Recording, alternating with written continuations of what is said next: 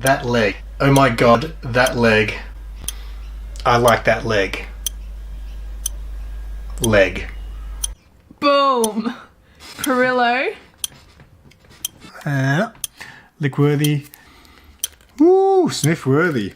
Harry Potter guy. Star Wars guy. Hashtag Planet of the Apes guy. Out of box collector guy. Predator guy. Hashtag alien guy. Hashtag Nerf guy. Hashtag Feet guy.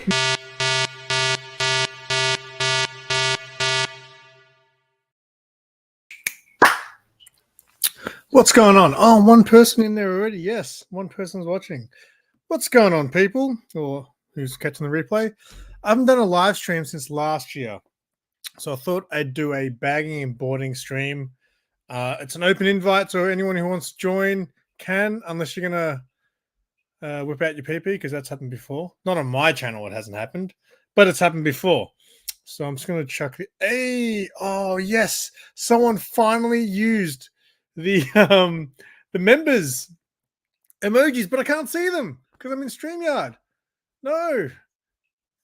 Do they look good at least? Samoji. You like that? I called them Samojis. Hi, Sarah. Hi, Tyler. You guys should join. You should totally. Sarah's in another state at the moment. She's in Sydney. Loving me all the way from Sydney. Who's Doodoo? That go away. So yeah, I've just got some books to bag and board. Hopefully some people join me. Otherwise it's going to be pretty lonely. If no one joins me, I guess I'll just chat to you guys in the chat and maybe show you some of the books. I haven't done any weekly hauls since last year. So maybe you're curious what I've been picking up, because, you know, I've got all my weekly books from the last few weeks to bag and board. So let's get into it. Are you in bed now, Sarah? It's 9 o'clock. Are you in bed already? Tyler, are you at work? What's happening? So had a few beers with Mad Spidey on his stream today, which was fun. And now I'm just having one more. Just one more. Cider. The new Avatar show, as in Avatar, the airbending one or the big blue people one? We've just been watching Walking Dead for the last, I don't know, 4 months. We're nearly up to date in Walking Dead. We're getting close to, we're about 10 episodes into season 11.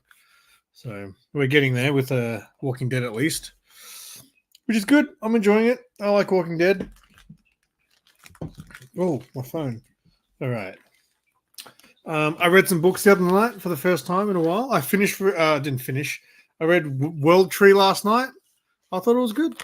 Everyone was saying how crap it was after the first issue, and it wasn't the greatest thing, but I think because people said it was so crap, it made me expect it to be really bad, and it was better than that. There is a new Last Airbender live... really? A live-action Last Airbender? Okay. Oh, yeah, I might be interested in... I never really got into The Last Airbender, but I know it's popular. I'd probably prefer to watch a live action than the animated. So that's interesting. What other new shows are out? There's nothing really out that I can think of that I really want to watch that's out at the moment. Where's Matt Spidey? I should message Matt Spidey, but he's been streaming all day, so he probably doesn't want to come on. Anyone pick this up? The Comic Tom comic. Oh my god. Is this any good? Looks like it's about space and aliens and stuff. The art's a little bit basic in it. Okay. I thought I'd get it. All right. So yeah, while no one's chatting, I'll just show you the books that I'm bagging, I guess.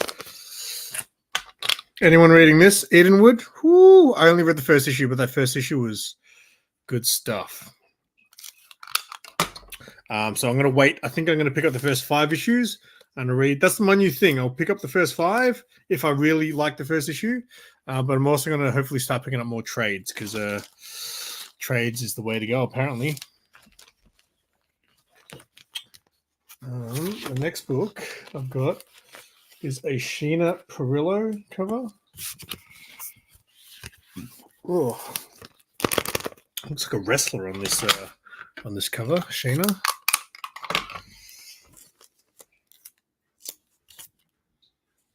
Sheena Perillo. Look at her abs there.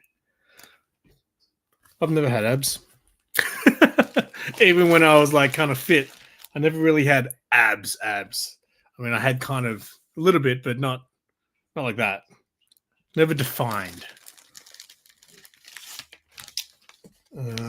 Next cover is we're going from Perillo to his wife. Carla Cohen is the next cover. I'll show you.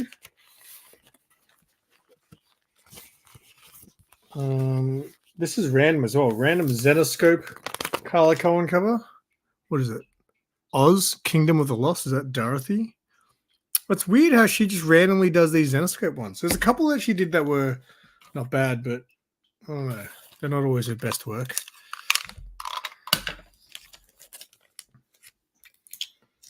All right. Anyway, again, anyone watching who wants to just hang out with me right now, the link's just there. All you need is a webcam. Click on it. This next book, I love this cover. This cover is by an artist that I've been following on IG for quite some time. And then they started doing comic book covers.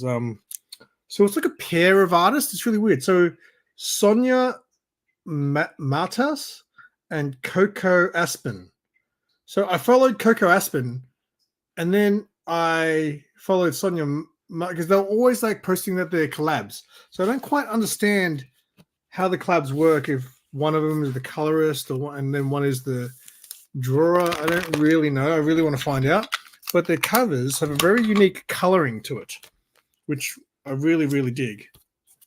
So I don't know what the book is, Holmes Houdini. But I've been collecting these artists, I guess there's two of them. I've been collecting their covers. They've been doing a lot of stuff for Zenoscope. But I've been following them for a long time on IG. So it's pretty cool that they're doing covers now. All right. It's getting really hot for some reason. All right, this next book, Jill and the Killers. I think I just ordered the first issue. I think issue 2 or 3 is already out by now. I don't really know, but I've read the blurby thing in previews. It sounded right, so I thought I'll try the first issue. Let's flick through it, see if it looks any good. The art's okay. Hey Sarah, are you still watching? Pete. Hello, Lisa Noble. What is up? They have a few Bird City exclusives. Oh, what? Who? These guys, the Coco Span people, and Sonia. Hello, Rachel Binney.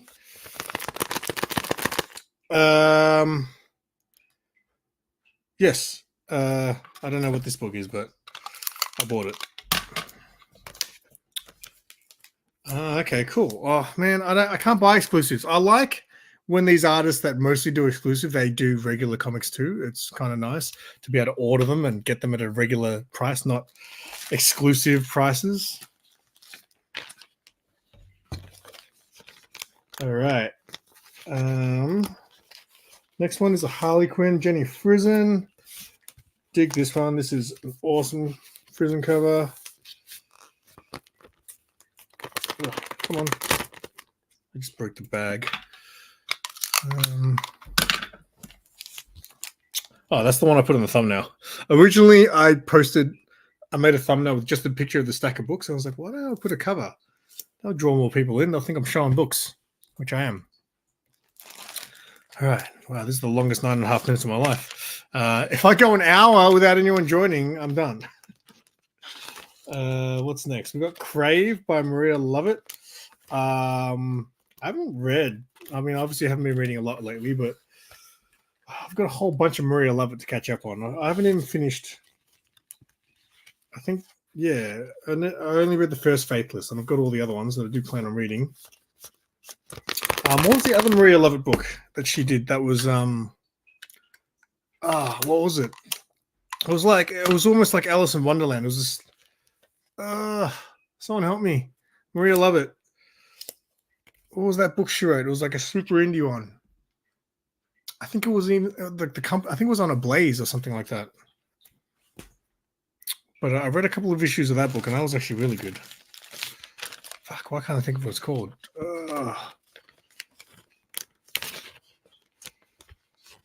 What's next? Batman. I actually took Batman off my subscription list, but I still pick it up. So I said to Mark, "You're going to get Batman anyway, right?" So I'm going to take it off my pull list, but every week I just pick it up off the shelf anyway. Up until 150. Once I get to Batman 150, I'm done with Batman just because I'm way too behind, and I don't know if I care about Batman anymore. I don't know. Why is this book so tight? See, this is the problem with bags. Why doesn't it go in properly? Oh, the book's not that thick. Oh. Eros, no, not that one. That one's I got a couple of covers from that, but no, it was oh crap, it's killing me. I don't know. They did a lot of homage covers as well from the series. Where's my phone? Maria Lovett. I feel like I want to just guess it before I look it up. It's no fun when you just Google it. Maria Lovett. It was Porcelain. Porcelain. I read the first couple of issues of that, and I really enjoyed it. Like a lot of comic book stories like that, I normally don't like because they're super confusing, and it was very trippy and bizarre. But I just enjoyed it. It gave me these kind of like Alice in Wonderland sort of vibes. But I'd never finished it. Oh, okay.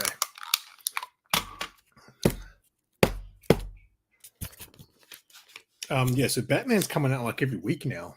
I think Mark was saying for this Joker Year 1 story, I think they're releasing an issue every week. Have you heard of that series though, Lisa? The Porcelain one? Because that was pretty cool. Got more Batman.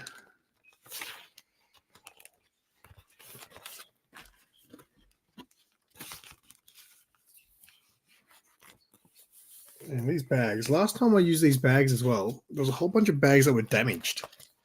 And now they're tight. Why are they so tight? Inconsistent. I remember the first time I bought BCW bags.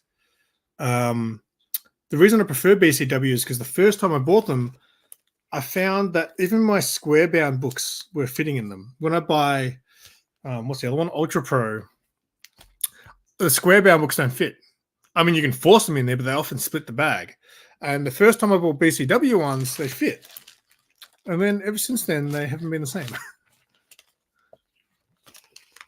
All right. This next cover is by, this dude is that, is it Lobos? Lobos? That's how his signature is. I bought this because I thought it was an Adam Hughes cover at first. Tell me this doesn't look like Adam Hughes, like just the coloring style of it. He's like totally ripped off.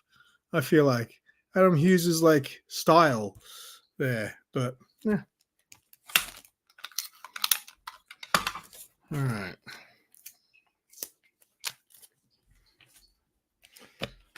Whew. All right. So what's this? This is there's a few things in here. Some of these might be Sarah's. No, they're definitely mine. That's definitely mine. All right, they're definitely mine. Oh, okay. No, Sarah's will be in the paper bag. Yeah, these are Sarah. I'll show you Sarah's books. I won't bag them because so this is Sarah's books from I don't know how many weeks ago. Harley Frizen. Oh, that's a good one. What's that? Book of Butcher. There's that. So this is obviously an homage to the Jay Lee Someone's Killing Children. And then she's got Per Evil as well. Is that any good? I didn't read that. I got the first maybe 2 issues, but I didn't get around to reading it. All right, so Sarah's books can go up here. And then I got this. So what's this? Zombie Makeout Club. So this is the second one. Sarah's wondering why I bought it, and to be honest, I don't have a good answer. We both bought the first one, and me and Sarah both sat there and read it together, as in like we had our own copies. And she finished the book, and I was only halfway through it, and it was a very confusing, odd story. I did see the Adam Hughes Elvira. Is that that's not a ratio or anything? Is that just a is that an exclusive or is that a standard? I think it was a standard cover, right? Please be a standard cover. Because yes, I'll definitely get that Adam Hughes Elvira cover for sure. Oh, so I'm gonna guess I ordered 2 of these. I thought I stopped doing that.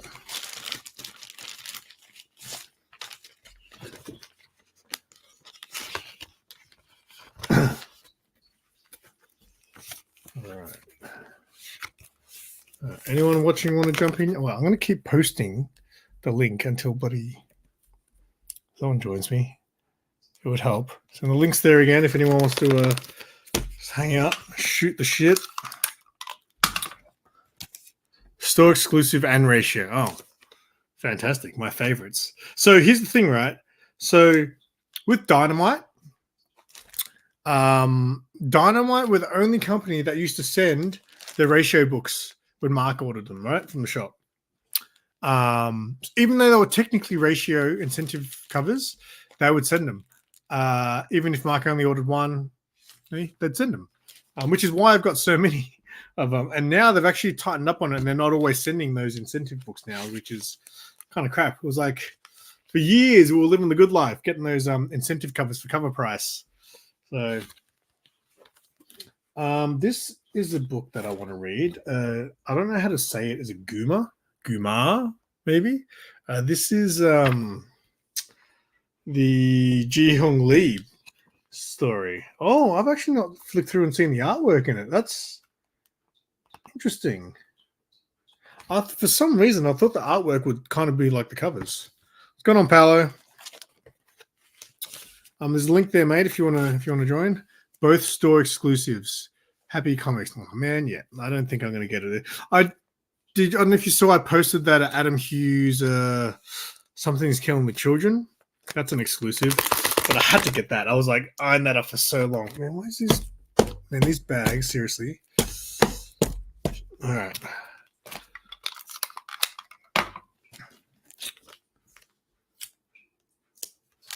My dream one day is to have my own exclusive. How good would that be?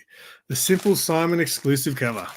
I'll find like the cheapest artist I can find to do a cover. I'll draw it myself. Yes. I bought the set of those as well, Lisa. So I gave the Virgin variant to Sarah. So the Virgin variant obviously doesn't have the trade dress, but she's covered in blood in the Virgin as well.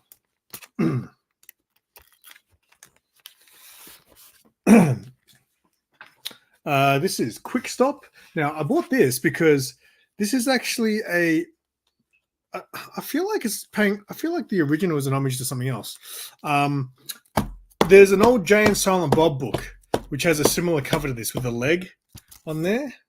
So although I feel like this is a movie variant, isn't it? Isn't this like a homage to that movie where like the teacher sleeps with the student or something?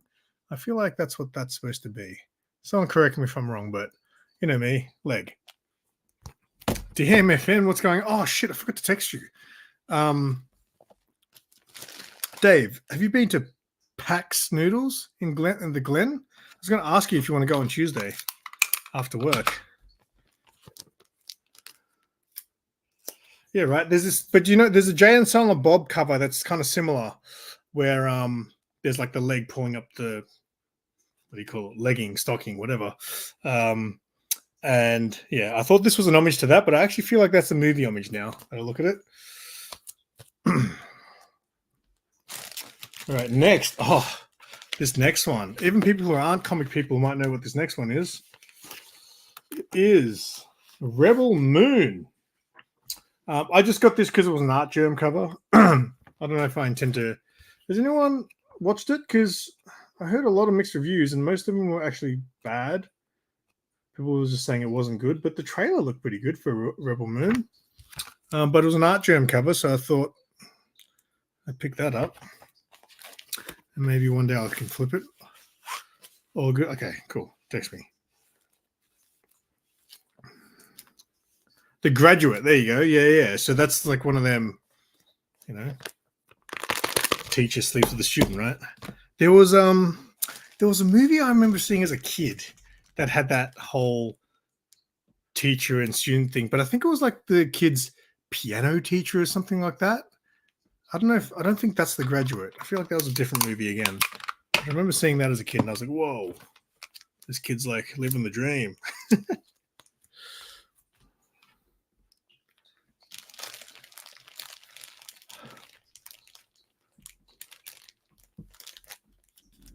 Oh, cool. You got the schedule for Rebel Moon. That's cool. Okay, so you liked it. All right.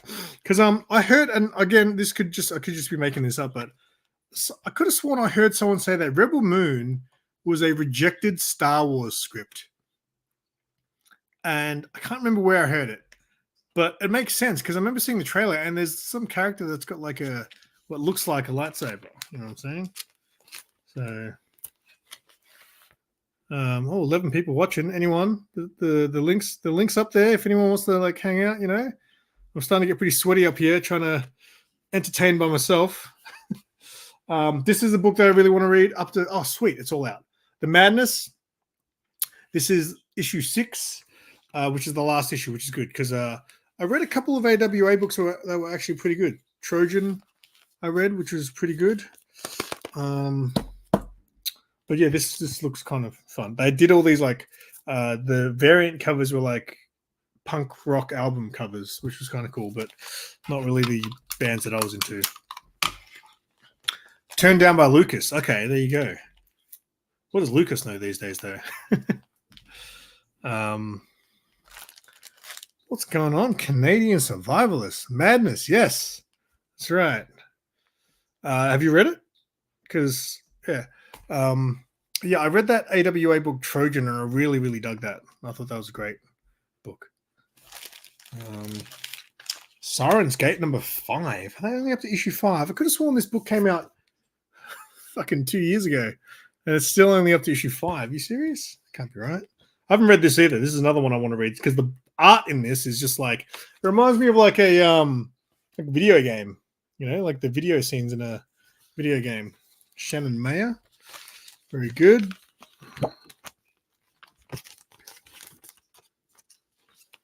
Yes, terrific. Okay, good. That's good to hear. I need to. So the problem is because I don't know if you guys can see that mess there. I actually cleaned up before the stream. That's all my boxes of shit of when I bag and board. So I actually have to go through them and actually sort them out. Hey, I got someone who joined who wanted to be my friend. Hello. Hey, Morning. Simon. Good morning. What brings you here today, mate? Lazy Sunday morning. Chances of rain high. Okay. It's winter over there, I'm guessing. Oh yeah. Yeah, it's pretty sweaty over here in the land down under. Is that okay? Sorry, I've got more books here. Actually, you might be able to explain this one. So, Gargoyles, right? Yeah. So the Gargoyles comic book series was getting released, and I think we got up to about issue 8, 9, or 10 around there, and all of a sudden, Mark was told, they stopped coming in. Mark was like, hey, why aren't the Gargoyles books coming in? And they were like, because you no longer have the license in your country or something like that. Oh, yeah. And he's like, well, what? He's like, but I ordered the first. What do I tell my customers? And they're like, how's that? What do you mean a country doesn't have the license? Right. The licenses are done country by country. It's IDW. Is it IDW or Boom who's doing Gargoyles? They're Dynamite. Dynamite. Okay. Right. So they probably only bought a license for the United States and Canada, and not for the remaining of the English-speaking countries.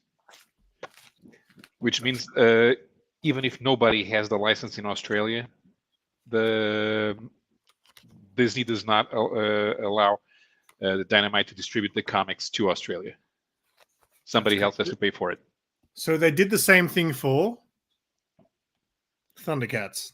So Oh, man. we got the first issue came through, but I think this is all we're going to get. Right. Which I'm glad Well- this came in at least.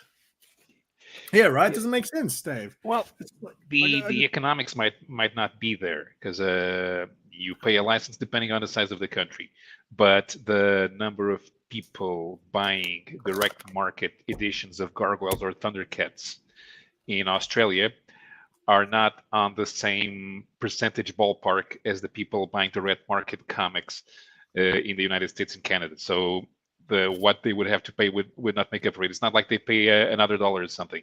They have to sell a set number of copies to be profitable for them. But Thundercats is hyped. This was a hyped book. Yeah. And people in Australia love Thundercats.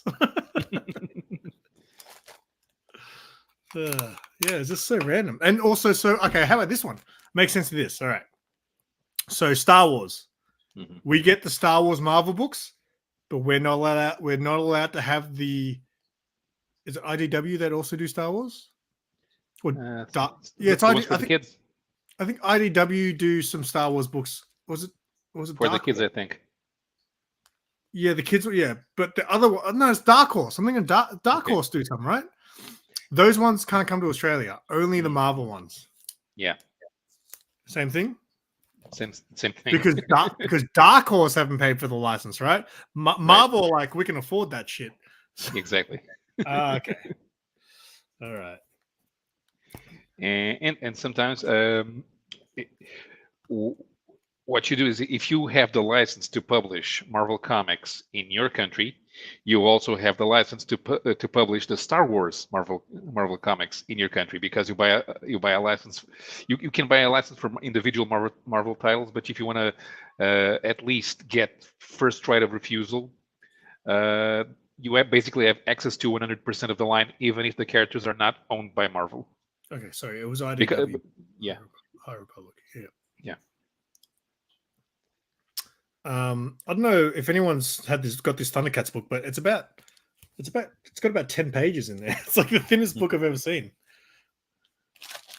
I started to get a little bit nostalgic with Thundercats because I loved all those things when I was a kid, but I don't remember them anymore. Like, I don't remember things about Masters of the Universe. I know I loved it.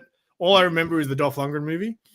I love Thundercats, but I can't tell you anything about the Thundercats because I don't really remember. But yeah, Thundercats was here about 2 or 3 years after He-Man, because I saw the He-Man cartoon when I was about 6 or 7, so I don't remember. But Thundercats, I was 9, so I still remember some. Sorry. Wait, issue 2 of Thundercats is a key? Oh, great. I did order it, but I just don't think it's going to come in. So maybe now you're giving me FOMO, Lisa. What are you doing? I need that key. It's going to be like a new Thundercat character. Okay. Yeah, when they introduce these new characters in these licensed books, they never take off because the next licensor won't care. I know. But still, feel good that you got that key, you know? Mm-hmm. Yeah, then 5 years later, you're going through your collection. Why did I buy this? Yeah, who is this character? First appearance of who? Who cares? Does anybody want this? 50 cents. Oh, it's slabbed. $50. It's 50 cents for the comic and $49.50 for the slab. I see, Biker Mice I didn't get into this. So I remember there was, well, I think even before Biker Mice, it was Street Sharks, right? I remember Street Sharks. I never saw anything. Biker Mice. I never got into Biker Mice. Me neither. You know what else I didn't get into? So I follow this dude. He's like a toy seller down here. He's a big Power Rangers collector. And I hated Power Rangers. Everybody in my school loved Power Rangers. Oh, really? So yeah, I didn't hate it, but I didn't like. By the time Power Rangers came out, I would have been like, I felt like I was too old for it, even though I was only like probably 12 or 13. Yes. My friend used to watch it, but we used to laugh at it, like how bad it looked, right? So I would watch it sometimes, but I didn't follow it, so I didn't know what it was all about. But I can't believe how big a following Power Rangers has. Yeah, because every action scene with them masked or with the robots, it came from the Japanese show. It was just the US scenes in school that were filmed with the local actors. Yeah, okay, yeah, because the robot scenes were like a Godzilla scene, right? Mm-hmm. So that's why it looked disjointed. And you'll notice that Rita Repulsa, she's not speaking her lines. It's dubbed. I did used to watch it because I did have a crush on Amy Jo Johnson, who was the Pink Power Ranger. Everyone did, I think. But yeah, I just couldn't get into the show, into it. Like it doesn't have the nostalgia for me, like it does with a lot of other people. So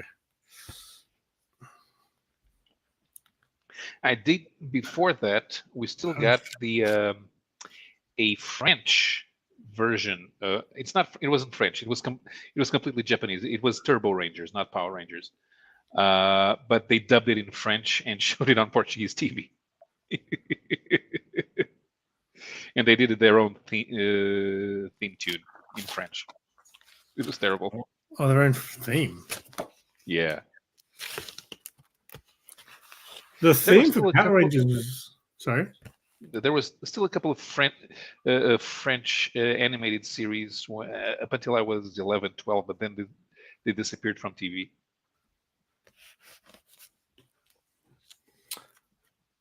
What other French shows changed the names? They always change the names. Even here in Portugal they did. The Knight Rider was not translated literally. Neither was the A-Team. It wasn't. It wasn't. Did you say? No. The title in Portuguese was not a direct translation of Knight Rider or A-Team. Knight Rider was the Justice Maker. The what? The Justice. The Justice Maker. Oh, that's and bad. the A-Team was the Soldiers of Fortune. I was like, that sounds familiar. There was a video game called Soldier of Fortune, I think. Mm-hmm. A lot of movies in Australia were the same. So, you know the movie Mighty Ducks? Mm-hmm. Down here, the first movie was called Champions. Okay. Yeah. So, and then Mighty Ducks 2 was called Mighty Ducks. So it was called D2 Mighty Ducks. But the first movie was called Champions down here. Mm-hmm. What else? There was I think in America it might be called Los Angeles Man with Brendan Fraser, where he plays like the caveman. But I think it was called Los Angeles Man in America, but it was called Encino Man here. Mm-hmm. So I never understood those title changes for an English speaking language. The Mad Max movies here, they got subtitles. So the first one was called Mad Max, The Motorcycles of Death. The first one, really? Yeah. Because nobody knows what because they thought that we were stupid. And in some cases, we didn't understand. Nobody, there was a switch in having the international language going from French to English in the late 70s, and it started happening in the late 70s. So people did not understand what English language titles were supposed to mean. So they had to do these descriptive titles. There was the movie with The Rock in it. I think it was called The Rundown in America.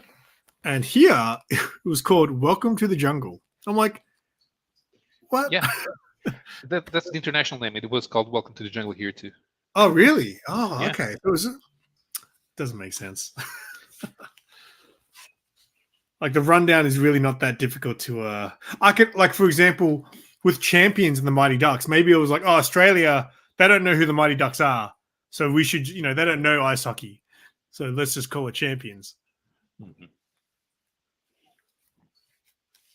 Like when they did the Teenage Mutant Ninja Turtles movies, they didn't bother with all that big name. Teenage Mutant Ninja Turtles, too many words. So it's just Ninja Turtles. It was just called Ninja Turtles. They weren't it's teenagers. simple.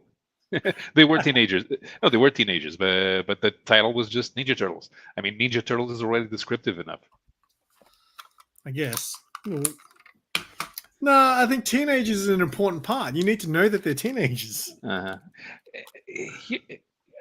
Here it just meant that thing was always going to be marketed to kids. So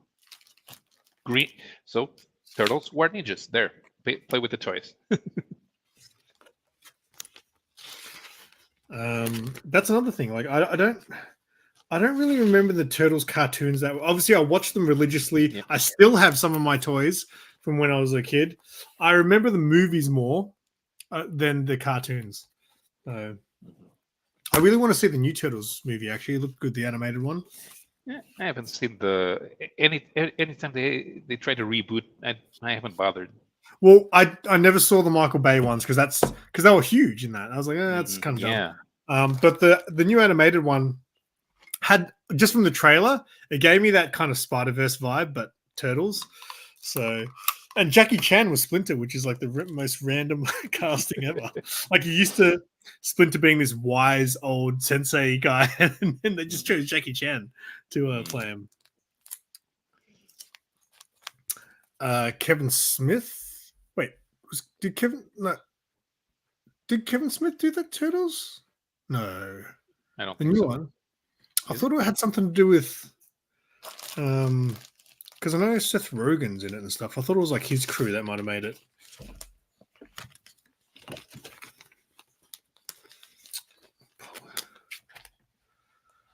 Show us your latest comics. Oh, mate, they want a haul. Yeah, I don't do hauls, but I watched some last year. But they're European graphic novels. I'll see which ones are easy to get to. I've been stacking up everything and I'm not putting anything away. Give me a minute. Yeah, I feel you, mate. You should see around me. I've got like toy boxes over here. Actually, I should show you guys what I picked up today in the toy world. In the world of toys, today I picked up for $10. $10. I couldn't believe it. So my work sell these as well for $40. And then upstairs we have a toy shop called Toymate, and they had them for $10. $10. I didn't even want this figure. I just bought it so I could flip it one day. $10 for a bloody He-Man figure. I guess it's on brand. We've been talking about He-Man and Thundercats and shit. But yeah, I bought and not only that, I was like, you know what, $10, I'm going to buy two. And then I got to the counter and they're like, are you a member here? And I was like, I think Sarah is. So I gave them the number and I got 5% off. $19 for two. It was a good day. But yeah, I might keep one for myself, but one I'll definitely and make my money back on the other one, you know? All right. I've actually got through, I don't know how many more books I've got to bag. I'm doing a good job here. Oh. All right, this one's already bagged and boarded. Some Catwoman. Oh, I was trying to show this before. How good is this Nakayama cover? Woo! It's a good one. And this Nightwing cover. Will you be my Valentine? I'll give this to Sarah next year for Valentine's Day, right? Stocked up on the gifts. I just dropped on my boards. Thundercats. Yeah, I was talking about Thundercats at work the other day. So the reason I got all nostalgic about Thundercats recently was because have you guys seen those AI Thundercats images that came out? So I think someone posted them like this was the 80s Thundercats movie that was never seen, but I think it was just it was bullshit. It was just like AI images of real Thundercats, and it looked so good. It looked so good. I was like, holy shit, that would have been awesome. I love Thundercats.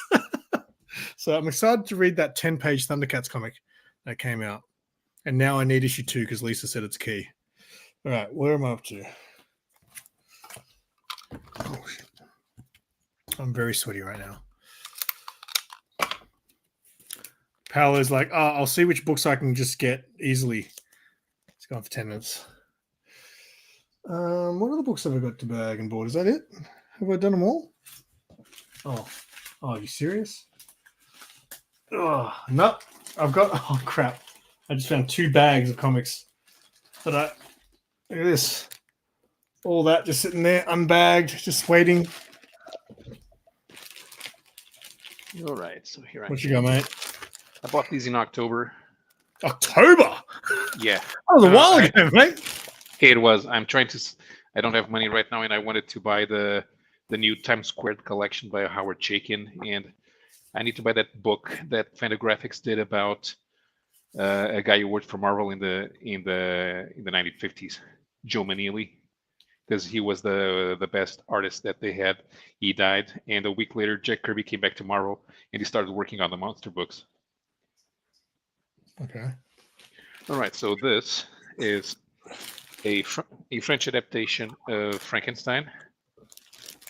This guy Georges Bess, he's worked with filmmaker Alejandro Jodorowsky on the graphic novels. I've heard his name before. Yeah, I think I've showed his previous book, Dracula. Yeah, it's all black and white. Let me see if I can. So it's got some heavy-duty scenes. Black and white. Yeah. So was that released just as a graphic novel, or wasn't ever like single issues? No, this is just a graphic novel, and it's over 200 pages. And this guy, so he had already done Dracula. He has this one of Frankenstein, and right now in France, we're probably going to get the Portuguese edition by the end of the year. It's an adaptation of The Hunchback of Notre Dame, so it'll be in this style, black and white, really detailed. I like the way this guy works with the absence of shades, like on this scene where the monster of Frankenstein is just there in the background, but it's also the main character.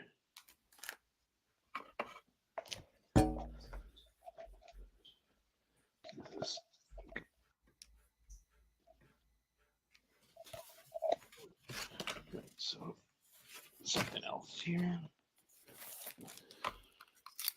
So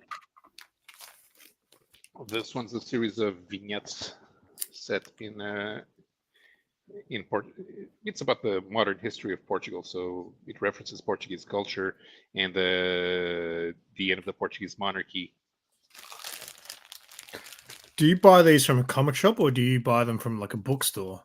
They're available in comic shops, but the idea is that they get distributed in bookstores. But a lot of them try to sell them in minor festivals, see if they can, because they have low print runs. I think this one's probably only about 500 tops. And does it say how many? It does, but it's usually about 500. It's gotta be.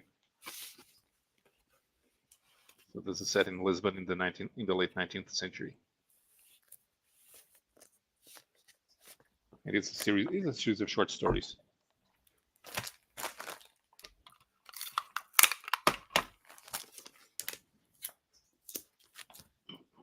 Yeah, I've become very pseudo-intellectual. Okay, so my LCS is also a publisher and sometimes author, and this was the 10th anniversary of this comic, the formula, and so they collected the two graphic novels in a single volume. It's also available in English from kbportugal.pt, so you can order one. But where's the actual word originate? So this is made here in Portugal, but there's an English language edition that my LCS also did to distribute internationally. And the writer is a TV writer, and the artist is probably the best comic book artist we've got right now. And this is a series. They're all animals, but they're basically being human. Cool. Yeah, this guy's very good at doing movement and portraying emotion. You can tell these guys are having a conversation. Be a very popular European thing. Yeah, it is. Yeah, but animal humanoids. Yeah, but this guy, the artist Osvaldo Medina, he has other things in different styles. It's like he can reinvent himself in each different project. It won't look exactly like the previous graphic novel. And I really want to get his name out there, because this guy needs to be famous internationally.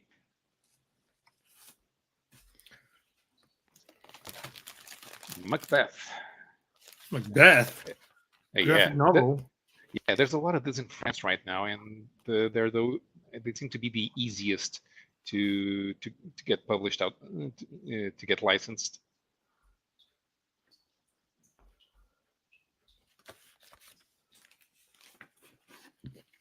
Do you read anything current? Not lately, no. Not from the US. I was buying Once and Future and the Department of Truth in graphic novels in collected edition, but I really need to get the final volumes for both of them. Did you like Department of Truth? Yeah. I couldn't take the art. The art was too much for me.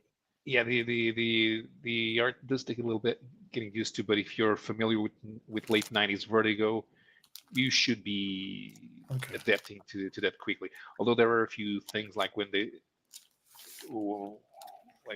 artist is trying to do, he's painting handwritten letters, and you're trying to read all that, and it's kind of hard. So here's the Macbeth. Nobody bothers drawing and coloring comics in France anymore. It's everything is painted now, almost. I mean, if these things are going to be expensive, might as well give the readers something amazing to look at.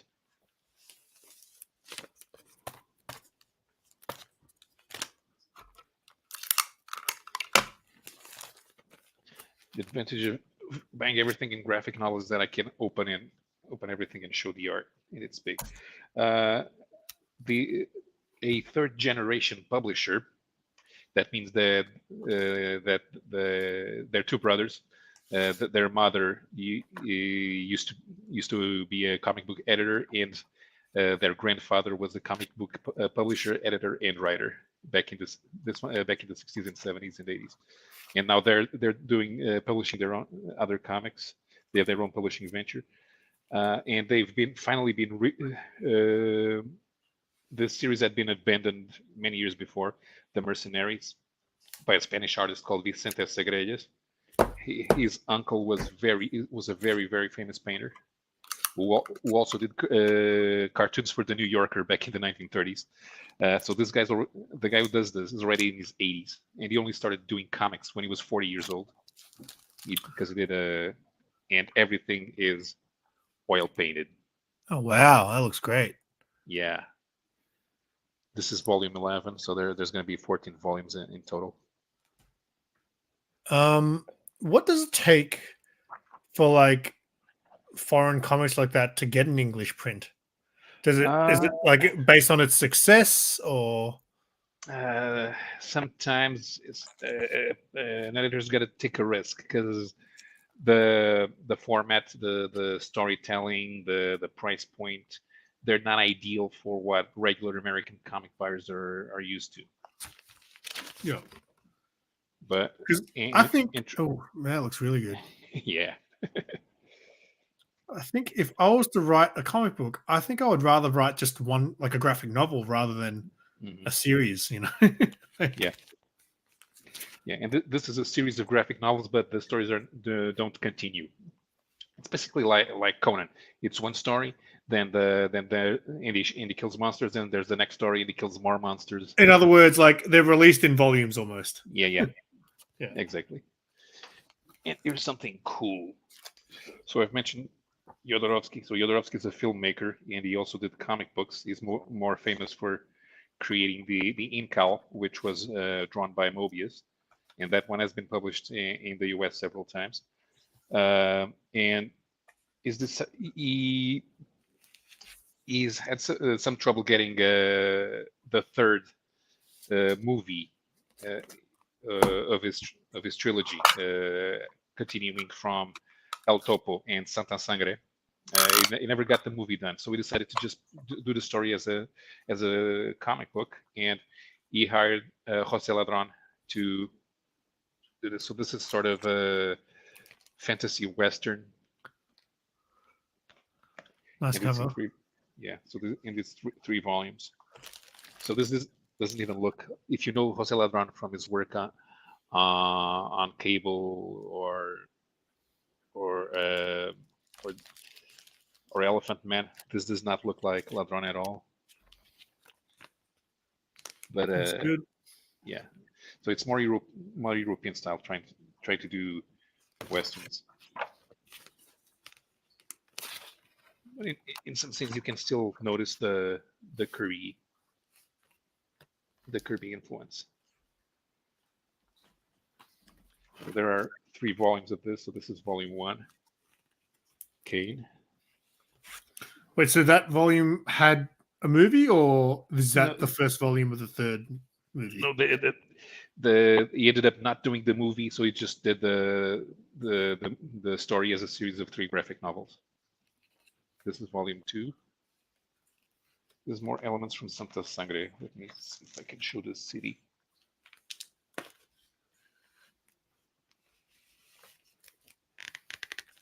Man, these fucking bags are doing my head in. Why are they so tight?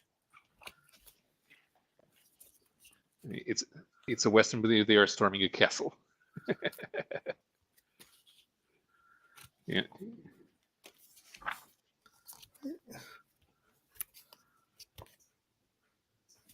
This is divine retribution. That's the fantasy aspect. So we've got Mexican bandits with wings, and this is always supposed to be weird. I can't show these because YouTube doesn't like boobies. YouTube doesn't like boobies. YouTube doesn't like boobies. Storytelling's pretty good. My books aren't fitting in these bags. They're just Yeah. too tight. It's not like a thick book or anything. I get it. So it's the bags. Oh, it's just like the quality control, man. It's ridiculous. What's that one? Volume 3. They were doing a special because the series has ended, so they're trying to get rid of the final volumes. Here you can see the Kirby, because the character kind of looks like the human aspect of Silver Surfer. Yeah, so since we don't have superheroes, everything in France, you can do anything in France. They publish over 5,000 graphic novels a year, and there's always something for everyone. Mate, I can't do superheroes anymore, mate. I mean, for some reason I keep buying them, but I don't read them anymore. I don't have interest in them. I accumulated over 2 years of Hickman Avengers, and I'm not reading. I wasn't even taking them out of the bags to read them. I'm gonna stop buying because I don't care anymore. Everything looks stupid, and I stopped. Yeah, I'm definitely because some of the stuff I did read, I was like, man, what? I was like, this is stupid. Some of it's just too out there. Like when I first got into comic books, I kind of the stories that interested me were more like sort of serious, grounded stories that were believable. You know, Right. so but I was very open-minded. I knew going into the comic books, I was like, well, don't take things too seriously because it's comic books. But man, some of the ideas that people put in their stories are wild. Like, man, how did you even think of that? It's just like, what's the most impossible thing that you can't do? Let's put it in a comic book. And sometimes it just doesn't work for me. It's too, yeah. I agree. I definitely prefer DC over Marvel.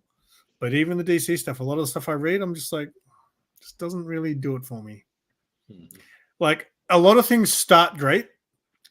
And I've been saying this recently to a lot of people, like a lot of stories that I read, and this is not just DC, Marvel, I'm talking indies as well. Like let's say it's a miniseries, 5-6 issues. Sometimes they start off so good. I don't think I've ever read a comic book with an ending that I was satisfied with. Like it just like, what was that? I read that Specs, I think it was called, about these kids who find these glasses and the glasses fucking do crazy shit. It was a great story, but when it ended, it didn't really sum anything up. It was just like, well, why was this story even told? And then other things like Scott Snyder, like he wrote this story called it was only 3 issues. We Have Demons, it was called. I was like, that sounds cool. Let's read that. It's only 3 issues. I can commit to that. I have trust that Snyder can write a good 3-issue story. First issue was phenomenal. I was like, wow, he's really built up this world in this first issue. I'm excited to read the rest. Oh man, and the next 2 issues were just absolute garbage, man. I was like, what?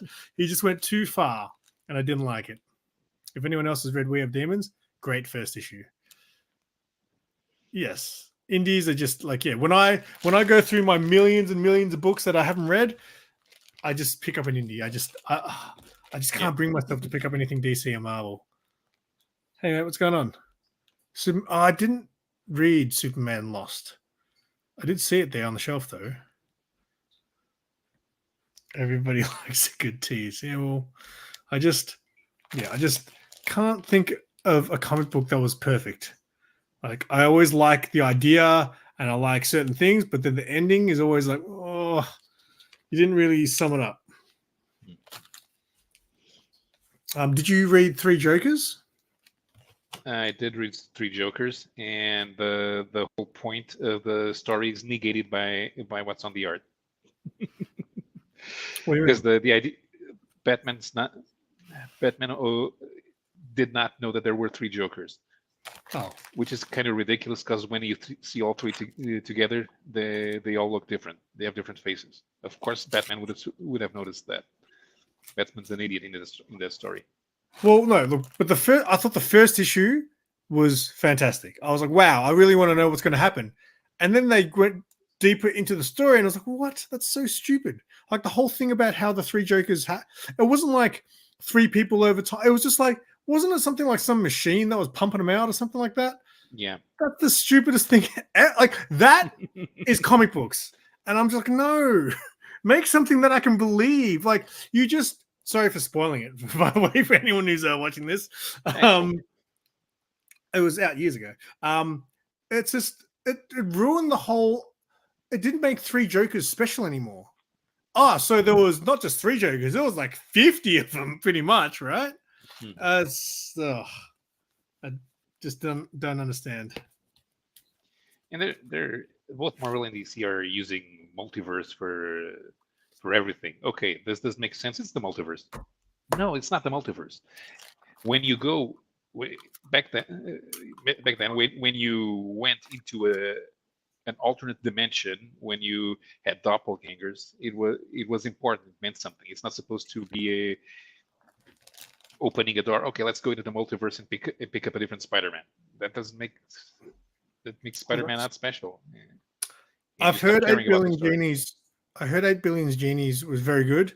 I read the first issue, and it was the first issue has to grab me. If I don't care in that first issue, I'm done. And I didn't think it was bad. I was like, oh, interesting. Enough to make me go, I need to know what happens.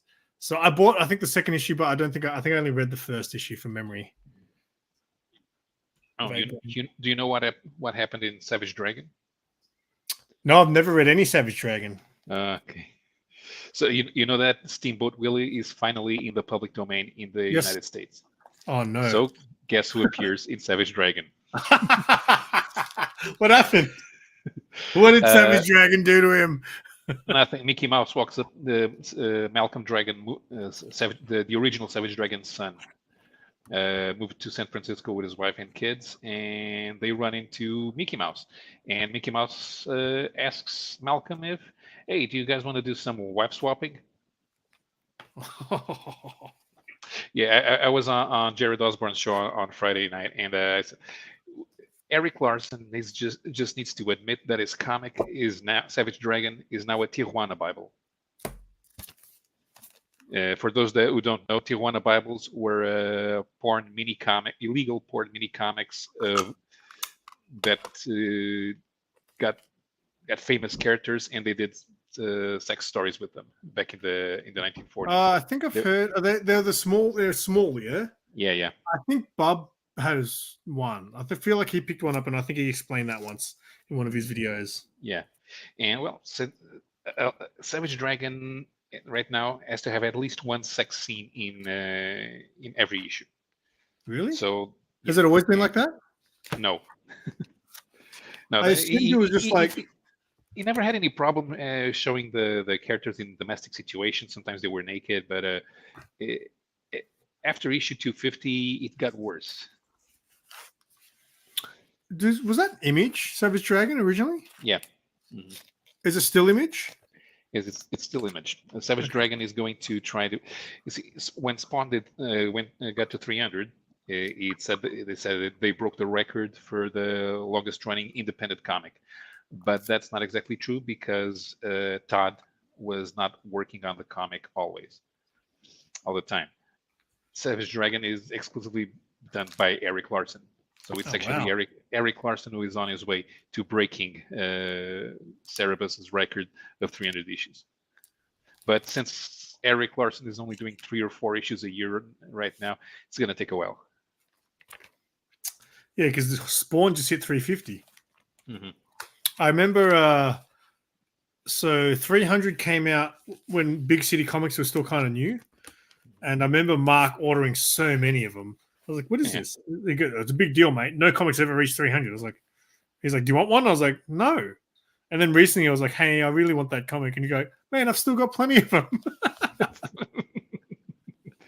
Yeah, I never got too much into Spawn. I bought issue number 2 or 3, and then I bought 9. I kind of want to know about the universe. So I've read the first issue, but people tell me that Spawn's not good. Like it's not a good read. I just want to know about the characters because obviously there's a lot of characters that look cool, and I want to know about them. I read the Angela issue. I read her first appearance, and then I read a side Angela one shot as well about her. But yeah, I just kind of want to know a bit about these characters. Like I'm starting to buy toys of some of these characters. Like I should probably know something about this character, eh? Yeah. The problem is, if you're into that kind of stuff, so it's not the best written comic ever because Todd is terrible with narrative captions. Well, I watched the first season of the animated HBO show as well. You know, Todd is at the start of it, and he always like does a little speech at the start of every episode. That's a little bit cringe. But they're interesting concept. But then it gets into a rut, and not much changes because the idea is that Spawn gets into things, but he can't get into things. Otherwise, he will lose energy and he will die. And you will have to fight in the Hell Armies. But it kind of got into a rut. Eventually I bought issue number 75 because the cover promised the new direction for Spawn, and so Spawn is finally getting out of the alley. He's going to do other things, and then I bought the issue. Hang on. Issue 75, he's going to get out of the alleys. But then he doesn't. Well, what I noticed from that first season of Spawn, of the cartoon, I was like, wait a sec. I was like, because I'd never read any Spawn really. So I watched the first season. I was like, is Spawn just about him hanging out in the alleyway? You're telling me for 75 issues, this fucking badass dude is hanging out in the alleyways with all the junkies? Yeah. But then I read the story, and in the end, it doesn't. There's no change. He's still in the alley. Okay. So Spawn was always in the top 10 for the first 100 issues or so. We get out of the 90s, and the comic starts going down. Then they hit a major slump once it hit 30,000. It was always 100,000. Then it came down. When it hit 30,000, major slump down to 10. The thing is, if you want to have a Spawn collection, it's the issues in the middle in which nothing happens, which become rarer. Because they're low print. Yeah. Interesting. So yeah, nothing happens, which is completely different from Savage Dragon because Eric Larson just does whatever he wants. So you can pick up Savage Dragon a year later, and the whole status quo is changed. And enemies became friends, and friends became enemies, and a lot of people died, and a lot of people came back from the dead. Then they go to Canada. Yeah, I thought it was Canadian, isn't it? Is he not Canadian character? No. Okay. Nope. I just remember seeing something with the Canada flag and Savage Dragon. Yeah, because he was in Canada hiding out from Donald Trump, Literally. That's the and then they got stuck there because of COVID. So here we have a superhero comic where they're trying to do a Crisis on Infinite Earths, but they're stuck because of COVID. Wow. And a lot of people are having sex.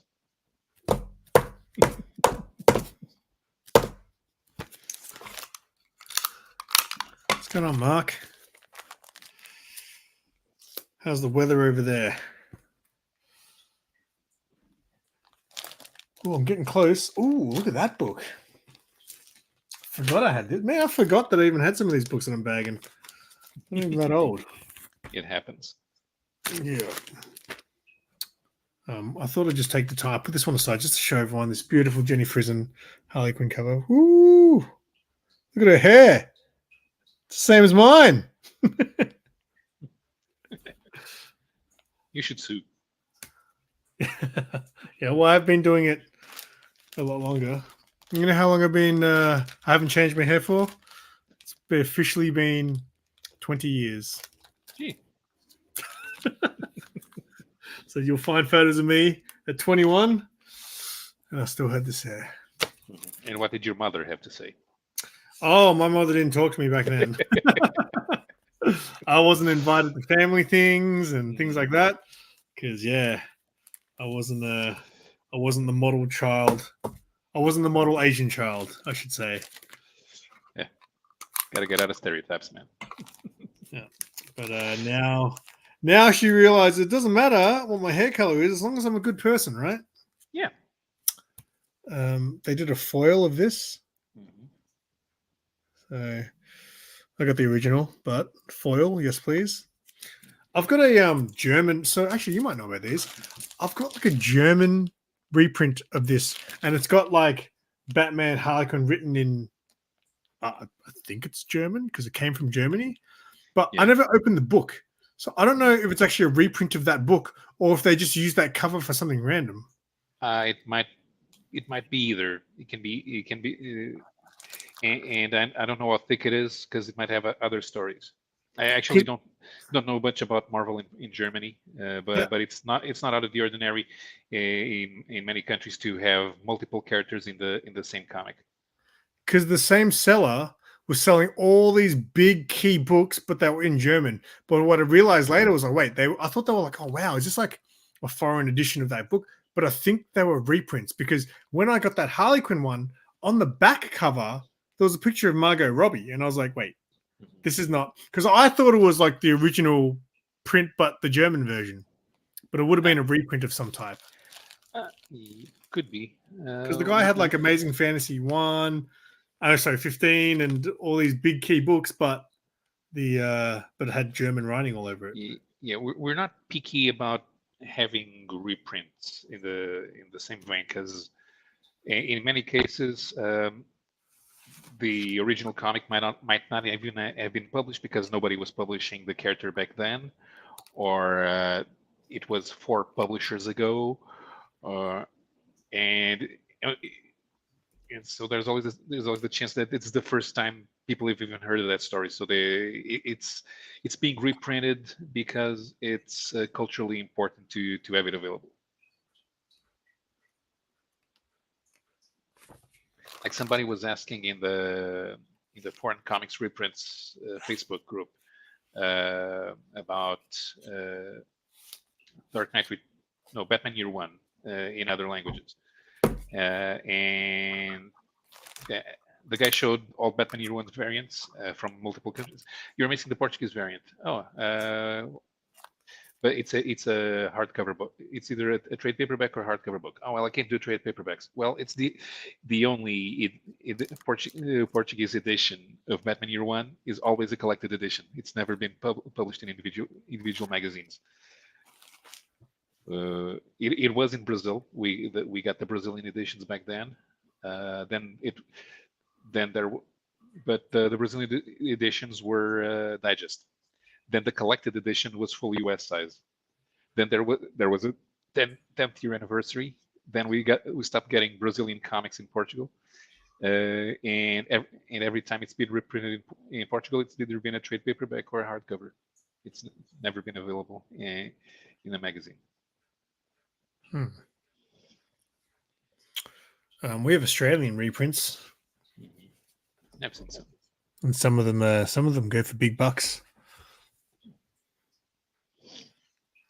I think it depends who the publishing company though is. There's a few different publishing companies who did the reprints here, and they were like black and white, so the cover was the same, but then they'd have like different labels and stuff on them. Yeah. And sometimes the color, there'd be a color variation to it as well, but then the inside was always just black and white. Same with England. Used to have a similar thing because I bought some British comic because it had my date of birth on it, and it was a Spider-Man book. But when I flicked through it, it was all black and white. Yeah, it was normal in many countries. When they licensed the comic and they got the art, it was always in black and white because they had no idea if the licensor could print in color or not. And sometimes they could, and they did their own coloring, which ends up with some hilarious situations, like in Brazil. Yeah, a very multiple colored Dr. Doom in the late 60s. Oh, you know what? I remember when I first discovered the Killing Joke. So actually, that was one of the first.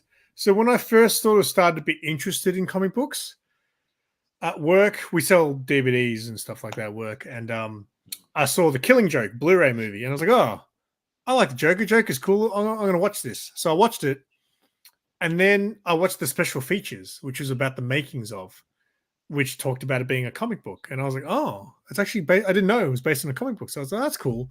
And one of the funny thing was, I don't know if you've seen the animated Killing Joke movie, but at the start, right, there's a scene where Batman has sex with Batgirl. So I'm watching this. You don't know anything really about comic, like the DC universe stuff. And I'm sitting there watching this like, wait a sec. Is that a thing? I was like, is Batman and Batgirl a thing? I didn't know. And then I watched the special features and they're like, oh, the movie was too short. So we had to add an extra scene. So they added that start. I was like, wait a sec. So you guys just made that up. Yeah. Put it in a classic story. So yeah, because the problem is only a 48-page story. It's not a big arc. So I ended up going to buy the comic book and reading it. I loved it, right? But I bought like the remastered, recolored version, right? So I was like, wait, recolored? I want to see what the original looks like. So I ended up getting, I think I've got a second print of it. And because I bought it just because I wanted to see what the original color looked like. And I was like, wow, the color was like, didn't even make sense why it looked like that, the original prints. Yeah, it happens a lot. Even in France right now, they've been recoloring the Incal, and nobody likes the new version, which is kind of weird because the new version looks personal. I feel like the new version looks cleaner, like it looks more like it should. One thing that's cool about early Marvels, before there was a Marvel UK, Marvel was published by Alan Class in the UK. And Alan Class, that's what Ken likes, right? Yeah, exactly. And those are 100-pagers. And before they had the superheroes, and even after they had the superheroes, there are mostly Marvel stories, but there are Charltons and Harveys mixed in with the Marvel monster stories. So it doesn't matter which publisher it was in the US. Back then they could mix and match from different sources, and nobody would care. Who also did? Oh yeah, the guys who did Marvel in France, Lug. They published the Atlas Seaboard in the Marvel comics. Wait, so what was Atlas? Atlas became what? So Atlas Seaboard was created by Martin Goodman. So Martin Goodman sold Marvel to a corporation in 1968, and he was retained for 5 years, and with the promise that his son Chip would become the next publisher after Martin retired. The second guy who bought the company that bought Marvel reneged on the promise, and because of that, Goodman decided not to retire and created a line that would go up against Marvel. And in something that was completely out of character for Martin Goodman, he went around the Marvel, getting all of the artists to work for him for higher page rates. Goodman was known for not wanting to pay anybody what they were worth.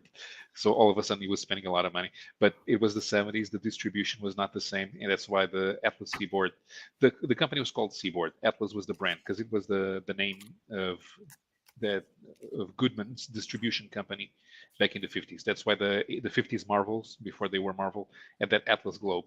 It was not supposed to be a publisher logo. It was the distributor logo. But when he reused the Atlas name in the 70s for that line, and it lasted for 4 months, and then it was gone. Every once in a while, somebody tries to bring back the characters. Because Greyman gave me a book. It was the something ghost, the Grim Ghost, I think. Yeah, Grim Ghost or Grey Ghost, something like that. Yeah. Yeah. And he gave me the first issue, and then I think I found the second issue somewhere. But now I want to get. It was only 3 issues I found out, so kind of want to get them all and then maybe read it one day.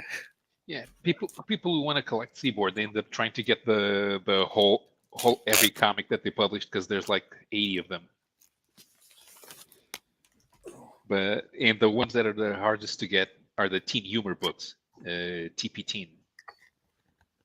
No, TP Teen was the Tower Comics. What was the Seaboard? Not Cindy. Oh, these are kind of. I found these randomly. We've got this place called Chapel Street Bazaar. It's like a antique kind of thrift store thing, and they've just got all kinds of stuff. And I randomly found these in there. So they're Golden Age reprints, right? Yeah. But I just noticed then it was actually Canada price tag. Yeah. Americomics is Canadian. The owner is Bill Black. Oh, he used to do indie comics back in the 70s. You'll find some things called Paragon Communications, and it's him. He helped launch guys like Gene Day. You'll find some pre-Cerebus stuff by the Cerebus guy, Dave Sim. You'll find some things in those 70s comics as well. Mike Gustovich started there as well. Were Golden Age books black and white? No. Okay, because I was just like, this is like, well, mate, I opened this up and it's just bondage in here, mate. It's crazy. I was like, 5 pages in a row. Wait, no, that might be an original story because that's what Americomics is. They got it is those... It says art by Matt Baker. Oh, okay, so that's the reprint, yeah. It'll be reprints. Smells good. Oh, interesting. Yeah, I just found them. I was like, oh, I've never seen those before, so I just picked up a couple of them randomly. I picked up a reprint of Jumbo Comics issue 1 because I figured I'd never see the real thing ever, so I found a reprint of it just to see what it was like. And those things were made by Will Eisner. It was one of Eisner's first shops. Oh, really? Yeah. All right. I'm just finding. I've gone through all my books, and then I've got this big stack next to me, and I'm just going through, and I just keep finding more books that are just unbagged, and I'm finding more books that don't fit in bags as well. Like I just casually got, Batman issue 1 just sitting here, unbagged and boarded, first print. So what you got planned for the day, mate? Not much. I need to get some writing done. The Geneva Motor Show is tomorrow, and I haven't written much yet because I'm waiting for it. And if there are too many new cars, I won't have enough room for everything. So there's no point starting doing the big stuff right now. But there's the Renault 5 is coming back in electrical form. Lancia is probably going to be there for the first time since 2006, I guess. Who's going to be there? Lancia, they're coming back. The Italian brand Lancia. Okay. I don't know what that is. Okay. Do you know Wheeljack from the Transformers? Yeah. He's a Lancia Stratos. Okay. Wheeljack, he's white, yeah? He's mostly white. He has the things on his side that light up when he talks. They light up when he talks, yeah. Okay. And in the first Herbie movie, the Herbie the car falls in love. There's a scene with Herbie found a Lancia that he liked, so he falls in love with with a Lancia car. So do you know about cars like you do comics? Kind of, yeah. I have zero mechanical inclination. I can't fix anything for you, but but you know models. Can you look at any car and be like, that's this from this year and things like that? Not really. But I can tell you if from what generation it was, from in which years they were built, and the history of the motor company. When they had a redesign, but it's still the same model. Because I work for a car audio company now, like my new job.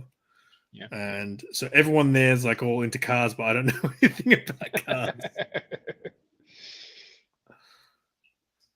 I want to have a cool car.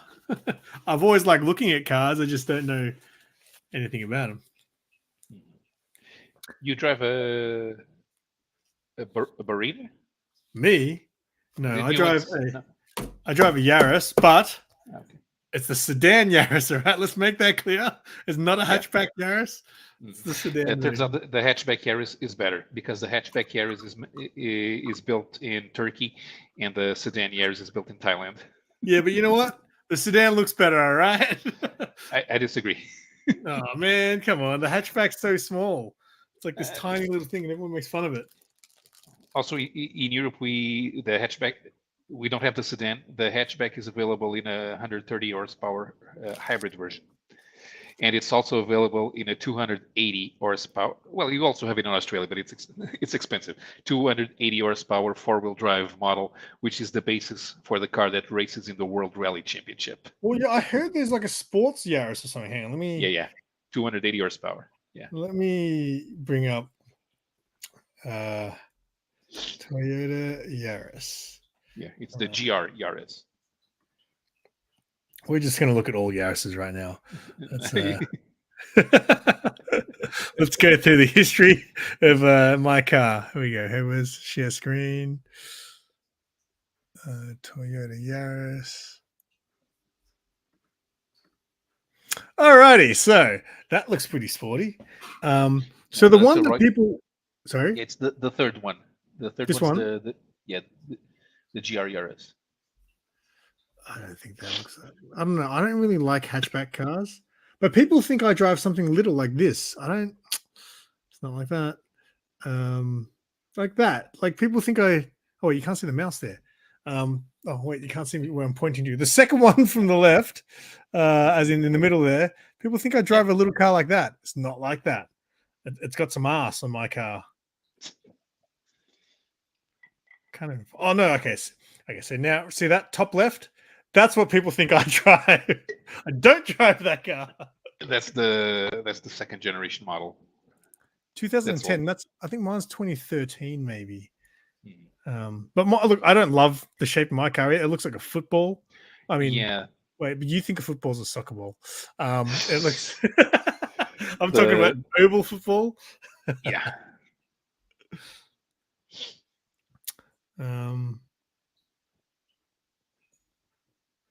Yeah. Anyway, I drive a Yaris. I would like a cooler car. What's your dream car? BMW M3 E30. First generation M3 from 1986. Oh, let me go back. The best four-cylinder BMW ever built. Z3E what? E30. No, it's not Z3. M3. Oh, M3. Yeah. E30 from the 80s. Oh, do I need a year in there? Oh, yeah, I know Yeah. those cars. They look Yeah. cool. They do look Yeah. cool, actually, for a Beamer. Mhm. That car was created just so that it could go racing. It's what's called in automotive parlance as a homologation special. So, and how much do one of these cost these days? Uh, depends on depends on the year and on if they're still good. I think you can sell one for 40,000 euros or My more. brother has a pretty rare BMW. He has a Z4M Coupe. Yeah, I There's only remember. like 4,000 of them, I think, made, Yeah, and only 100 in Australia. And local he's got one. scarcity. Yeah, Most of them have been sold to the United States.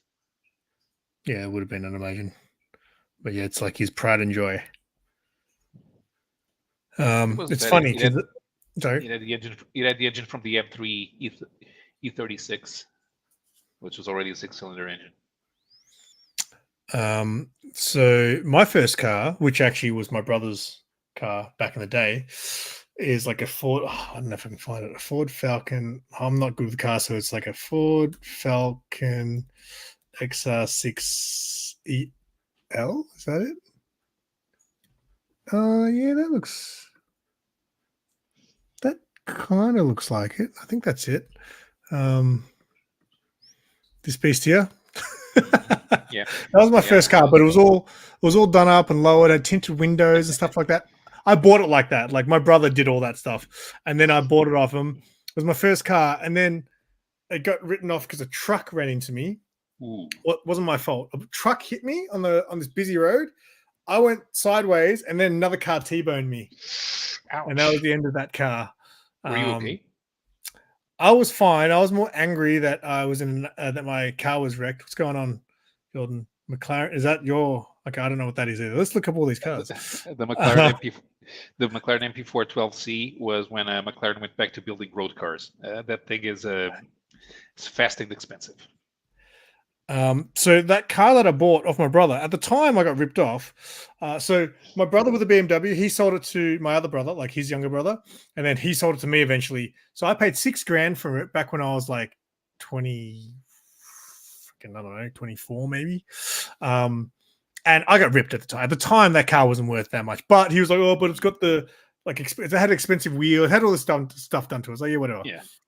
And now that car, just to buy the body, people will pay like 20, 30 grand for it because I think now it's nostalgic. People want to buy their old high school cars and do them up. It's like a thing now. The Falcons is an exclusive Australian product. It was not sold in other countries, and the Falcons that you find in other countries are different models. Oh. So yeah, that's when McLaren went back to building road cars. That was it. The current model that's in the same, that is the same thing. It's the 750S. That car looks pretty fast. Yeah, extremely light. Because now everybody's just adding weight to the cars. It's ridiculous. And the electrical cars are the worst. Who else is still wait? Cybertruck, is that Elon Musk thing? Yes, yeah. The bulletproof thing? Okay, nobody actually wants one. Okay, unless you want, it's going to rust. All the cars all the brand new Cybertrucks. People want this. That's because they don't know that the Cybertrucks are rusting. You can't even drive that thing with a regular driver's license in Europe. You need a trucker's driver's license. Yeah, see? The people want the Cybertruck. Yeah. It's bulletproof, goddammit. Yeah, sure. Yeah, let's try it. You can be Batman. Try it with the hammer. My car's Elon Musk. My car's bulletproof. Hammer. Whoops. Anyone else got their dream car they want to throw in the chat so I can look at it? Because I want to be a car guy. See, right now, if I like, my dream car is probably like a Mustang. I guess something like probably the new one. I mean, I'm fine with those. I think they look cool. Tell me about it. Tell me why I shouldn't buy it, Paolo. Oh no, you should buy it. I should. Yeah, My- it's gonna be the last great normal Ford before everything becomes electric. Because yeah, I always had this dream that one day YouTube will buy me this car.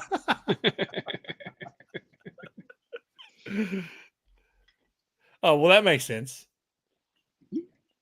It's a trucker. Mhm. I did see a video at Yeah, how but like if you're a Canadian trucker, you don't actually want a Cybertruck. You want a real truck. could be true, but maybe people are shooting at him. It does look like it's from RoboCop. No, it doesn't Um, look like it's from RoboCop. But yeah, I want one of these bad boys. Just a black one with maybe a red stripe going down the middle. The number plate's simple. You want to see something weird? Want to see a Lamborghini pickup truck SUV mashup thingy? Yeah, what else? Lamborghini LM002. How do I spell Lamborghini? Oh, there we go. It's already filling it up for you. LM02? 002, yeah, that thing. 002. It was from the 80s. That looks like a real truck. Yeah. Saudi princes loved them. Most of them are in the Arabic Peninsula right now. Power for the same engine as the Lamborghini Countach. So you know what was another one of my dream cars? If I would never be able to get it, but a Ferrari. Yeah. Look at that beast. Yeah, not my favorite Ferrari. I didn't realize. Well, obviously, because look, I have memories of it from Miami Vice back in the day. I would get a silver one, by the way, just if anyone's wondering. But I never knew until I started looking it up recently that it had the one mirror thing. See, it's only got one side mirror. Yeah. And it's super long and stupid looking. Yes.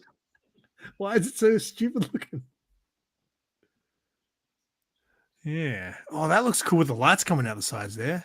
Yeah, that's a one-off prototype. It's not you can't drive it. Oh, that looks sick. Yeah, I don't think that's real. What? Why are you ruining my dreams? That's what they look like. Yeah. I like the Testarossas predecessor, the Berlinetta Boxer. Yeah, exactly. Ferruccio Lamborghini was a wealthy winemaker and tractor producer, and one day he went to Enzo Ferrari and complained that his car was not good enough, and Enzo sent him away, and he vowed that he would make a car that was better than a Ferrari. So he sold the tractor business to Porsche, and he created the Lamborghini car company. What did you say? What was the successor? Did you say to the Ferrari? Yeah. Berlinetta Boxer. Not this one. Berlinetta Boxer. You have to boot. Boxer. Yeah. Oh, yeah, I From the remember that 70s. car. Yeah, That's not as good. See, it's not as cool. I do remember Yes, that it is. car, man. Yes, it is. I don't think it's as cool. 70s. Side profile's not bad. I don't know. Nah, I reckon a Testarossa is better. I used to have this is like one of my favorite toys though. I have one of those, like a little Matchbox Ferrari. But the Ferrari that every Ferrari collector wants, it's the 250 GTO from 1962. What is it? 250 GTO. Yeah. From the 60s. Is that like a Steve McQueen car or something? I think he had one, yeah. Everybody wants one. There are a lot of replicas and fakes out there. So you have to make sure that you have an original. So what's the deal? If money wasn't a problem, if you were just rich and you bought one of these cars, would you take all the guts out and update it to be a more modern drivable car? No. No, you want to keep all the originals, right? Yeah. But didn't cars back then, did they even have power steering? No. Oh, fuck. I don't know what that's like. I never lived. When I was a kid, my dad's Mazda didn't have power steering. And I saw how hard it was to fucking turn sometimes. Yeah. No, I remember my cousin's first car was a Fiat Panda, and that one it's small, but it didn't have power steering. So you're trying to park it in a European city. Yeah, see, I think I would want it to be drivable. Like, I don't want to race. You know what I mean? If I get a fast car like that, I just want to drive it like a car. I don't want to fucking drag someone down the street. I'll fucking die. I just get want to drive it comfortably and look cool while doing it. Mm-hmm. Okay, so look cool car. Go on, show us. What do you think is the coolest looking car besides your BMW? Let's wow the people in the chat with cars. Let's wow the people with cars. I'm not sure if people would like the Citroën DS. The what? Citroën. Citroën. Yeah. Yep. DS. Yeah. That thing was the most comfortable car in the world in the 1950s, 60s, and 70s. It is ugly though. No, it isn't. Everybody loved it. That thing there. Oh man. I get what year was it? 60s? From 57 to 71. What the hell is that? It's a steering wheel. Is that really what the steering wheel look like? Yeah. Mate, when you're sitting there, that bloody pipe thing in the middle would look like it's bloody coming out of your pants. What the hell? My dad has an 87 Dodge Charger. All right, let's look up an 87 Dodge Charger. I think that's the Mitsubishi clone now. 87 Charger. Oh, yeah, that's a Mitsubishi. No, that's not a Mitsubishi. That's the one that's built on the Chrysler Europe. The Shelby was supposed to be the Shelby Charger was supposed to be good, but it had lots of issues. What does Shelby mean? Because isn't the Shelby thing like in Gone in 60 Seconds? That's what he calls the Mustang. Because it was a Mustang that was not built by Ford. It was built by Carroll Shelby. Carroll Shelby was a racer and car dealer in Texas, and he used to modify the cars a lot. And he created the car that's called the Cobra.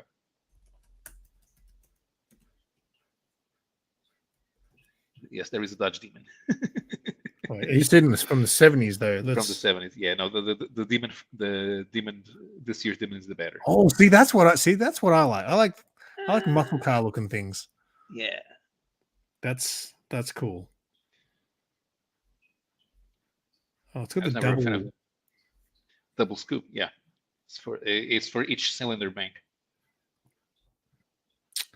A car that when I was in high school, I always wanted a Tirana.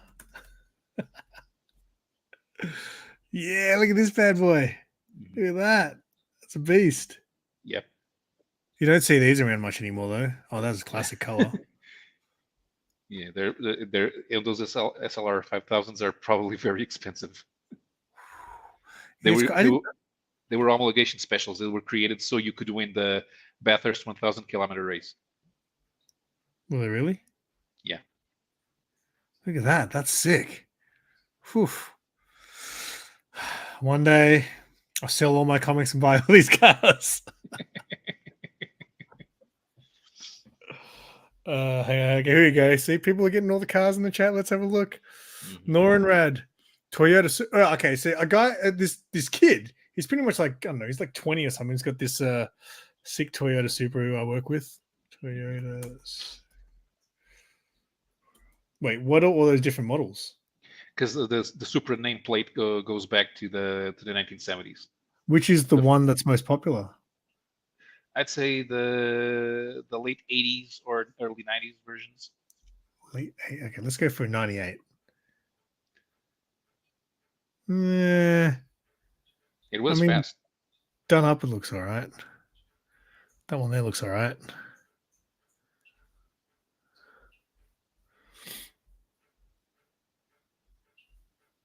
I don't know what year the. Look at that. Oh, it's Okay, got that one- animation. Okay, that one's been riced.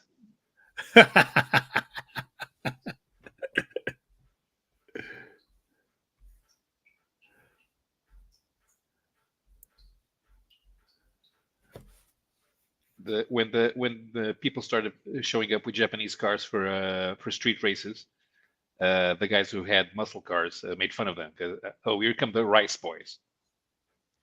But what was faster? You really needed to tune the engine up because if you had a turbo version, the more tuning you put in the old turbos, the higher the turbo lag. So that thing would take like forever to feel the power. You start because in a V8 with a pushrod engine, you press it down and you have immediate torque. So you start going going really fast right from the beginning. With a turbocharged car, and back then, you start going, and then it hits you. But it takes a few seconds, so you lose a lot of time, and you have to then you can build up to it, and if it's a long straightaway, you can catch them. But getting out of corners in a tight in a tight racetrack, the turbos were terrible. Really? I Yeah. would have thought that like these Japanese cars would take off quicker. No? No, that's the problem with turbos. See, there were a few races in Europe where in the 70s, if you raced a 911 RSR, you could beat the 934s in a twisty racetrack because the RSR is the regular 3-liter atmospheric engine, and the 934 was the race version of the 911 turbo, and that thing had like turbo lag that lasted for like 5 seconds. What's an R7? What brand is that? R7. Oh, RX7. Mazda RX7. Oh, that's what I thought it was. Maybe a Mazda RX-7. Yeah, those looks- engines. Yeah, that those looks engines nice. were powerful. They were compact and powerful, but you went out for groceries, another oil can. What the hell is this thing? Oh, what the hell did they do? That's not. Is that an RX-7 or an It RX-8? says a Mazda. Is this the coolest FD Mazda RX-7? No, it is. It looks like that BMW you were talking about before. No, that thing's. Oh my god. Yeah, they done a. It's like a Boso Zoku version. Can you type Boso Zoku in there and see what? It's some wild modifications that they did to Japanese cars back in the 80s. BOSO BOSO? ZOKU.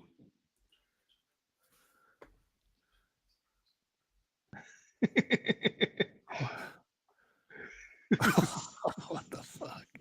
Yeah. What the hell?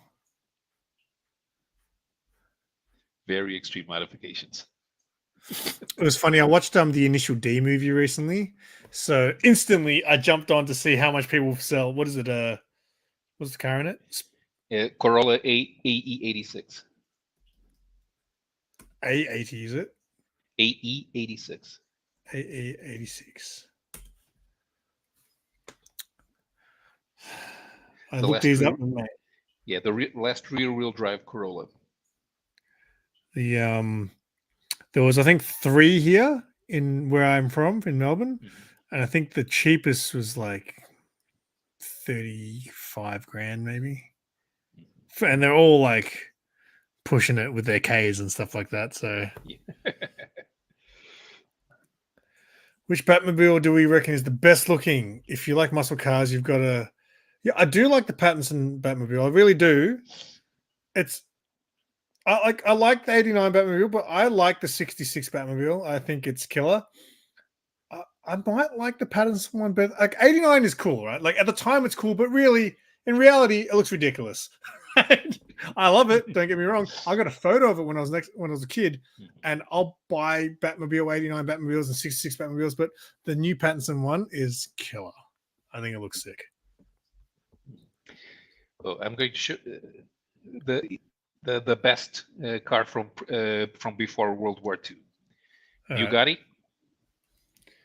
How do I spell Bugatti? Oh, G-A-T-T-I. Yep. Type 57.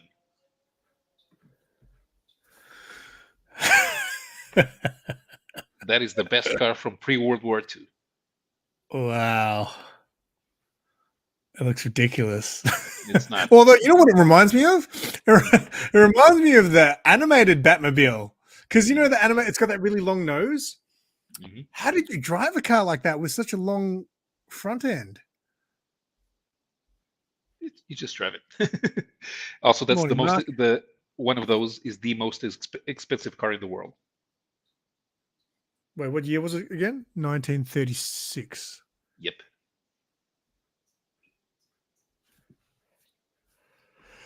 Because you always wondered, like, car. I never seen a car with such a long front end, but that's pretty much like an old Batmobile, right? Yeah. And that's a personal car. So you drove you were not, there was a version of the of the Type 57 where you could have your own driver, but this one was for you. I have to And one of those won Le Mans. Really? It was modified, but it was the same chassis and engine. That's a concept. That looks like the fucking animated Batmobile. Look how long that nose is. That'd be weird to drive, wouldn't it? This seems odd. Yeah, there are a lot of those designs that are just made for to gauge people's reactions, because they don't have everything that you need in an actual car. It's just the design, the shell. So these companies like Bugatti and stuff, like, do they just make one car every fucking 10 years or something? Like, like it's not like you just see a Bugatti on the street. You know what I mean? Like, what's the deal? No, right now they're probably selling about 10 a year and taking special commissions for one-offs. Commissions? Yeah, you can make a Bugatti Batmobile. You get a €1.5 million base model, and then you add your own personal modifications, and you pay 3 or 4 million for it. Jesus! For people with a lot of money, you have to sell a lot. You have to sell your collection many times over to get one of those. Stick with the Tirana. Ferrari Beretta. No, that's not Ferrari Beretta. That doesn't exist. What? It's Ferrari Berlinetta. Oh, Barchetta. That's probably it. That's probably the Barchetta.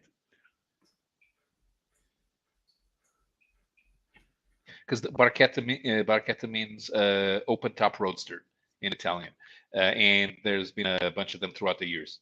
You'll find that the first one, for example, the 166M was it was Ferrari's second car. So a mate of mine in high school had an NSX, and he died in it. Ooh. Just up the road from here, actually. He hit a pole. He was like my first friend who I think was one of these looked like that. Mm-hmm. That thing was an awesome car. That was like the old Need for Speed game, like the first Need for Speed. I think had that car. The road car was developed with the help of Ayrton Senna, the Formula One driver, who also died in the car crash. Yeah.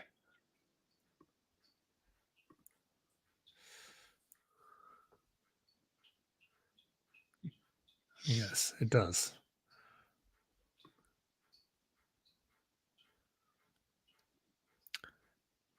You can't. Are you talking about Bugatti again? You can't service them? Yeah, but it doesn't really matter. I'm gonna guess. You bought a $1.5 million car. You go to the manufacturer to service it. I would have thought, like, if you got that car, you'd probably only fucking drive it once every 5 years. Like my brother's BMW, it was 2007, and it's still only on about 20,000 Ks. A few more years and it'll be a collector's item. Hmm. And with only 20,000 kilometers, it's about to sell for a high price. I did a video when I did my video on my brother's toy room. At the end of the video, actually, maybe I think no, it was in the outtake. I did 4 videos, and one of them was like outtakes. And at the end, I'm like, "What's your favorite toy?" And he holds up like the BMW like toy, like a diecast car, and then he just lowers it, and the real car's behind it. I thought that was a pretty cool shot that I did. Whoa, mosquito. What time is it?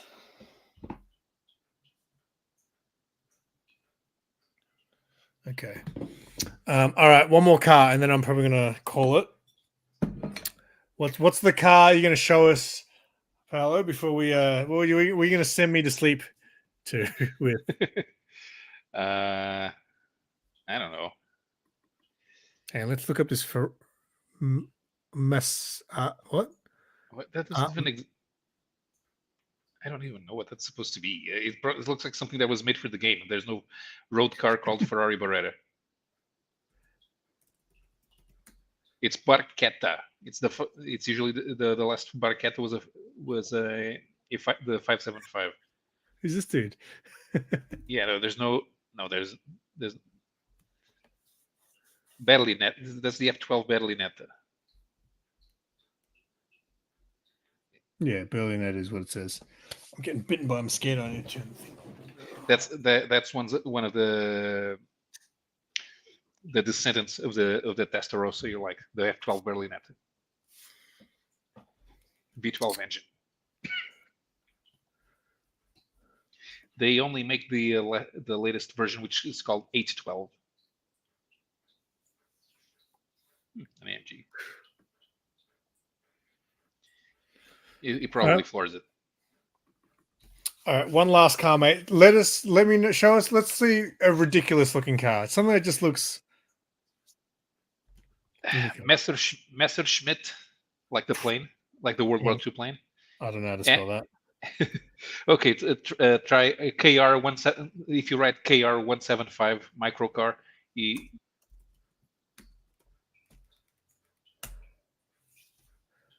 Oh yes, yes. That's in the 50s. There was that type of car. They were called bubble cars, and they were really small. Opens. Yeah, and they had motorcycle engines. Yes. And they are expensive. Collector's items now. 1955. Imagine seeing one on the street. Well, this one looks a little bit like a Volkswagen from the front, a Beetle. Almost, yeah. Wow. It looks like a sea creature. Hilarious. Yeah. Very good. All right. Well, thank you for keeping me company, mate. No problem. I'm going to end this one. Thank you for hanging out in the chat, guys. Thank you for telling us your favorite cars, your dream cars, your Need for Speed cars. This channel might become a car channel eventually. So I need to be a noob at something new. You know, I've been comics 5 years. Maybe I'll be the car noob. If you start going to car shows and ask questions, show interest, well, people will tell you stories.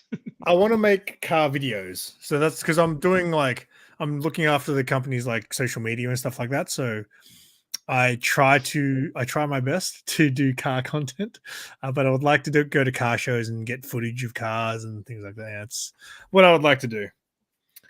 Awesome. But I don't need to know about cars to do that. So I just need to be there. But you can pick out a cool car and you talk to the owner and you ask for the owner to explain the car's history.